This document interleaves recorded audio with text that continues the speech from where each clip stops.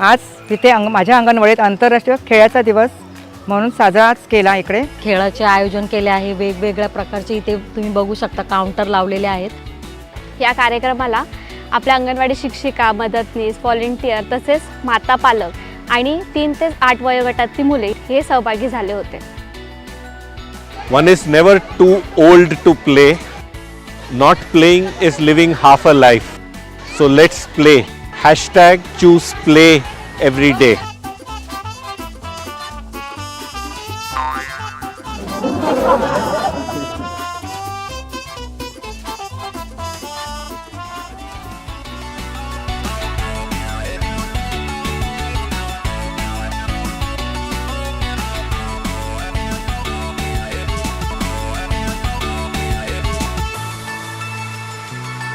ग्राउंडवर मुलांनी खूप एन्जॉय केला, खूप खेळ खेळले, जसं की डोळ्यावर पट्टी बांधून खेळणे, 3 पायाची लंगडी खेळणे, तसंच ग्राउंडवर जी खेळण्यात मजा होती ना मुलांची, खूप एक्सप्रेशन खूप छान होते मुलांचे।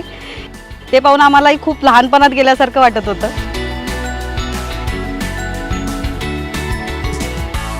आज आम्हाला इथे खेळायला खूप मजा आली। आम्ही लगोरी आणि पकडापकडी खेळले।